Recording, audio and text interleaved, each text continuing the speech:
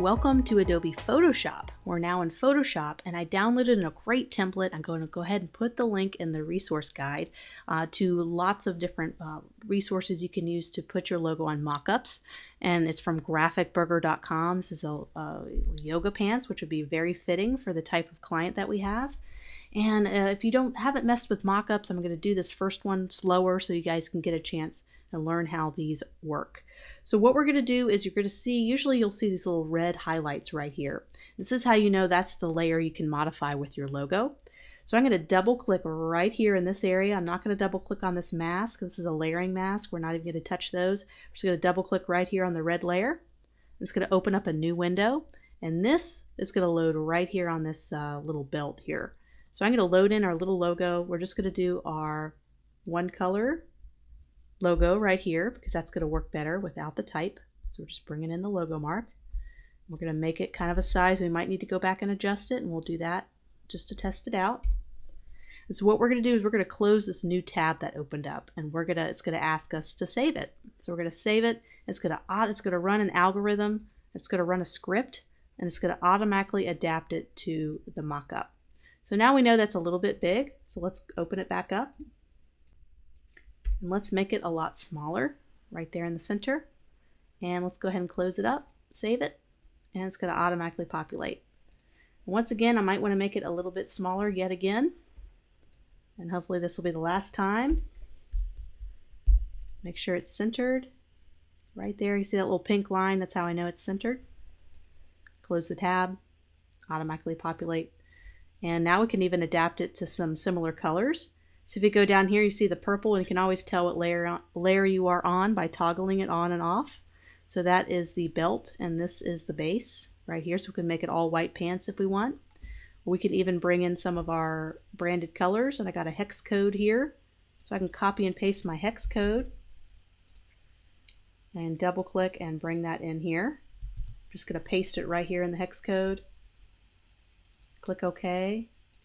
I can bring in our lighter color, and I think it might be better reversed. So let's try the belt. Not really the belt, but whatever you would call that in there. And then let's make that the darker color.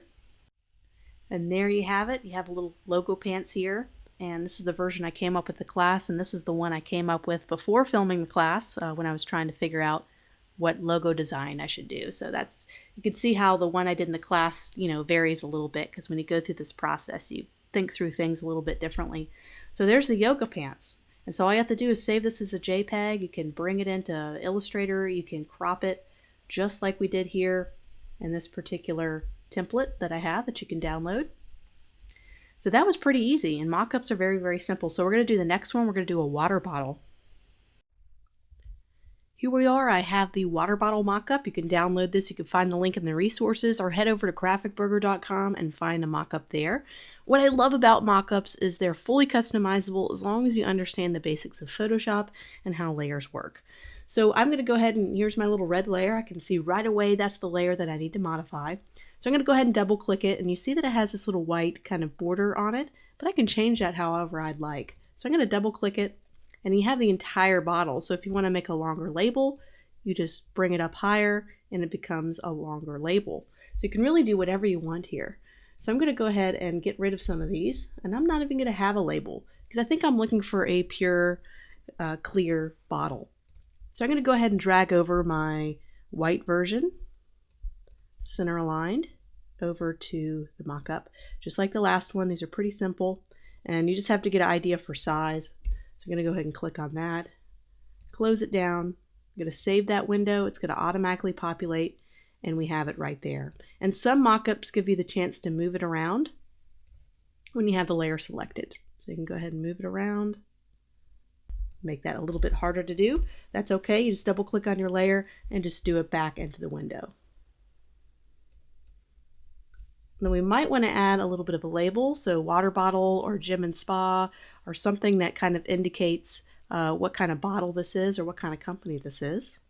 So we're going to do that right here. You can do anything you want. You can add your own text here. So we're going to type in gym and spa. Right there I have some nice wide spacing with my typography to keep it the high-end brand look. And I'm just going to tuck it underneath there. And I'm also going to make this white. So here it is applied to the bottle, and this is where we can get a chance to see how it looks on products. We can zoom in and say, okay, I need to change the balance of the logo for a particular product. You don't always have to use exactly what you produce for the logo with the words. Sometimes you have different variations that work really good on certain products. And for this case, I think I'm going to make this symbol a little bit bigger so that it can have a bigger presence when viewed from far away, which most people will be viewing the water bottles from a distance on a shelf. So you just got to keep that in mind, and this will help you come up with different variations of your logo arrangement. So this is your kind of your typical variation, and we can even think about going, okay, so now that I'm seeing it on the bottle, perhaps we do a little bit of a bigger size of the wave. And we would kind of perfect that a little bit later. So let's go ahead and replace this. Go ahead and keep Gym and Spa and see if this has a better look on the water bottle. So this is why I love testing out stuff on mock-ups. You get to see it practically applied and see what different kind of versions you need for the logo. You need several of them so that the client can have a lot of flexibility when applying it. Okay, so let's close it up and see how it looks.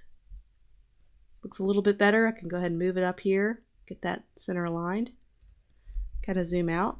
So yeah, there's all sorts of amazing things you could do. You can actually change the background here. You could even change the cap. So if you toggle this off, you could change the cap color, which is kind of cool if you wanted to change that. So I can go to Image, Adjustments, and go to maybe Color Balance, and just kind of do some, if you're really good with Photoshop, then you'll be right at home. I'm not going to focus so much on Photoshop in this class because I really want to keep it to logo design. And I'm already going a little bit further with you guys by showing mock-ups. But yeah, you could change it to however you'd like. You can just even make it black and white, just like that. And you can change the background as well. You can change the background color. You can make it black, look really kind of sleek, just like that. We can even add waves. So I'm going to go ahead and download a photo from pexels.com of some waves and get that into Photoshop. I have imported a photo I found on pexels.com, and I'm going to go ahead and make that a little bit bigger. And you could really do whatever you want with the mock-up as long as you can know Photoshop enough to kind of edit that and see. Notice how the bottle kind of shines through there. And so this, if you toggle things on and off, you can kind of see the effect it has. So there's the highlights and shadows. So we can screen this back a little bit. So we could do different blending modes up here up top. Of course, blending modes are a whole nother class, whole nother lesson. But you can kind of see how certain things can look with blending modes. And I love the newest version of Photoshop where it gives you a preview of the blending modes without having to select it. For many years, we had to select each one to find out what effect it had. Ooh, that's looking really neat. I teach a Photoshop class as well if you're interested in all these little ways to do Photoshop kind of work. So great, here we go. So there's our finished product. Kind of a great way to have a portfolio piece or to present it to the client in a much more elegant way. And it also helps you figure out, do I need to adjust the icon in certain situations? You know, a logo is not stuck forever in that arrangement. There's lots of different arrangements of logos that you can have. And so this kind of helps you figure that out. Every good logo needs to look good on a t-shirt. So we're going to do that with this t-shirt mock-up. Once again, found at graphicburger.com, but you can use any Photoshop mock-up you'd like. So we can customize colors, we can do anything. So what I thought we'd do is go ahead and start off with our red layer. I'm going to go ahead and double click that. Go ahead and remove that. So now we got to think about a t-shirt design. We might want to do a very similar kind of style and layout than the water bottle because we really want that wave to show through. So we go bring that in. We could do all white or we can do our two-tone logo. This is where we're going to test that out and see what will work best. So we're going to close that up. And there it is. We can kind of shift it around a little bit. If I go ahead and go up here to auto select and unselect that, it won't automatically select other layers. So I just went up here to auto select and unselected it. So now we can get a good idea on size and balance on the t-shirt itself. And once again, this is starting to get more into branding a little bit outside of logo design, but it's really good for presentation when you're building up that portfolio, which we're going to talk about next in the class. So now we have to figure out the right blue, but we already have some in our branded colors. So I'm just going to go ahead and select this one right here. Got a hex code. Of course, you can always use CMYK and other colors, but since this is going to be a digital mock-up, we're going to just paste that code right in there, and wow, that is bright. So now we can kind of figure out in terms of colors. It's going to show up a little bit different on the mockup because there's highlights and shadow layers on top of it, which is going to manipulate the actual color a little bit. So if you were to get a color match a t-shirt color to that color, it'd actually be a lot darker in real life. So we're just going to adjust that just a little bit to make it a little bit darker to kind of get the right color. So kind of have a nice aqua color. Of course, we can try out different arrangements of the logo. We can go back and do the two-tone logo as well. So there you have it. You just double click this and you can change the t-shirt color. You do your red layer to be able to edit, and you could do any size, any arrangement, any symbol. There's also a back side of the t-shirt if you want to experiment with that. And there's also shadows. Just toggle any layer off to know kind of what kind of effect it's having. That's kind of making the symbol a little bit darker, but it adds a little bit more realistic shadows to it, so that's why they have that. So there we have it. We have a t-shirt, a bottle, and a couple of awesome mock-ups you can add to your portfolio. And speaking of portfolio, we're going to be doing that in the next section of the class. We have one more section to get through. We need to be able to export all of the files that we created. Let's say the client says, I love your work, let me get the files. This is going to be a little bit more of a detailed lesson. It's going to be a little bit arduous and detailed, but this is a very essential step, knowing what kind of files to send to the clients, because we have a lot of different ones. If you look in Adobe Illustrator, we have all these different files. We need to get this to a client in a way that they never have to contact us again for a file.